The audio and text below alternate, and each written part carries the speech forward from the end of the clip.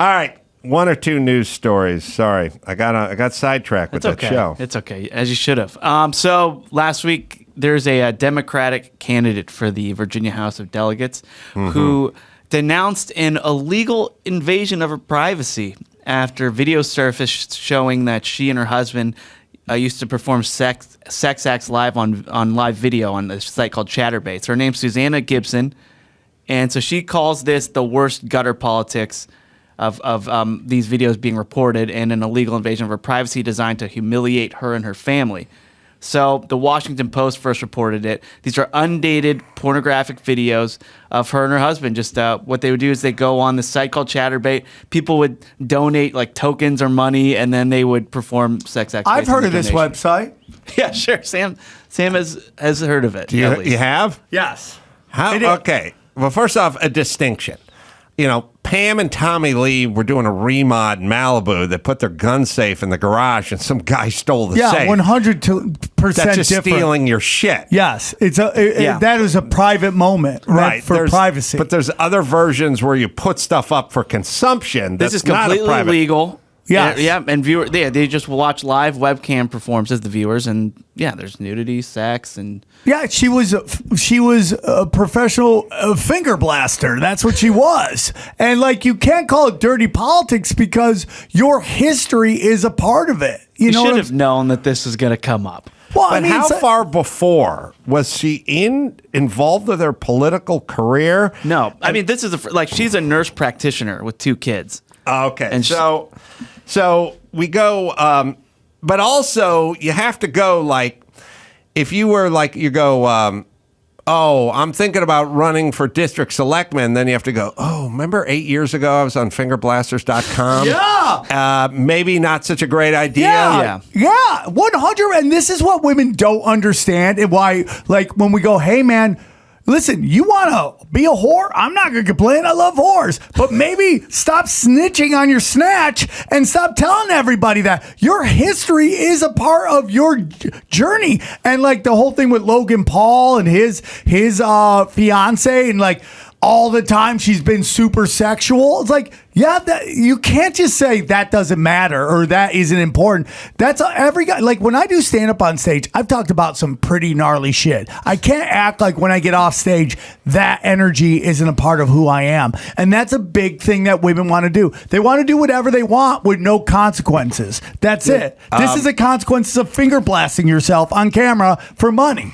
Well, also, you make yourself, it's not the whole victim mentality. Everyone just makes themselves into a victim. But, well, she's not. She's saying this will not intimidate me and it won't silence me. Oh, but she claims that she was. This is dirty politics. There's nothing dirty about it. Well, okay. Now let's just think about it for a second. So you get on these websites and then you can give them some tokens and get the husband to do stuff to the wife and the wife to do stuff. Yeah. They perform, for the husband. Yeah, they're basically just performing for like tips. Like okay, they're so here would be my approach to this if I was on this website. Because I'd be like, I can watch people fuck for free all day long on the internet. I can go to you porn or you jizz or you cum or you something, and I'm just I don't need it. And by the way, they're no offense, but they're hotter than you, and I can watch them fuck. But I would like to watch you make him an omelet. I'm old fashioned. You know what I mean? Like I forget about all the scenarios of the pizza man or the cuckolding or anything like that. I just want a scenario where like he wakes up in the morning and goes, man, I got to get to work. And then you go, not before I get you that Denver omelet, hon. Yeah. And then you just run and start rattling those pots and pans. I'll come in a second. Conservative pornography. That is a genre that needs to be developed. Yeah. And then before he leaves for work, you'll be like, all right, hon, I'll have a meatloaf waiting for you when you come home. I'm going to pick up the dry cleaning and I'm going to have your golf cleats repaired. Yeah. And then he leaves. Yeah. Yeah, I'm in, dude. Oh, and then he stops, and you come running out with a travel mug with coffee in it. I would come so fast. And by the way, if she did do that, she would win the election. Everybody on both sides would vote for her. The liberals because she did porn, and that's some kind of feminism, and the conservatives because she's a conservative porn star. Yeah. So now, first off, why? I never get. Where's the husband come in on this stuff? You know what I mean? Like. Why would he agree to this? But okay. All right. You've left a lovely legacy for your kids. It's so weird because if you look at them, you go, guess what they do? Pornography is not what I guess when I look at that. Right? Right. You know what? All right. I got a theory. My theory is, all the fire and brimstone preachers are always talking about a man laying down with another man. They're always the ones doing the foot tap at the airport, right? They're always the gay ones, right? For sure. Right. And then all the people that act nice are super mean. Ellen's dancing and talking about being good humans and stuff and then screaming You're at totally everyone, right. Like they all do that. And I believe almost everything you put out there is a unconscious or even conscious attempt to protect something that is different inside you. So all the badass guys with the tattoos and the mohawks, they're scared guys. The real badasses don't have the haircuts. They are badass, but they don't dress it. No, I get you know that. what I mean? They don't talk it, I wonder if the people that feel like dirty and naughty and slutty inside push out this wholesome thing. Like I always say, I can act like an asshole because I'm not an asshole. I don't have a facade of being nice because I don't feel guilty about not being nice. I'm not trying to convince people of anything. No, I get that. So I agree. I wonder if the people, whether it's the preacher or it's a squeaky clean golf couple, if they're really feeling weird and nasty in the bedroom, if they push, like wear more pastels and don't grow a beard. You know what I mean? Right. I think that's what we're looking at. I completely 100% agree. You think they live in this kind of prim and proper world, but really behind closed doors, they're all just psychopath savages. How does the pitch work with the site? You know what I mean? Like, who's bringing it up? You know what I mean? Like, am I a guy and I'm saying to my nurse wife, you ever see these websites where there's like naked people on it? And she'd be like, yeah, porn. Yeah, sure. Right. No. Then you're like, there are these other ones that are like more involved. Yeah.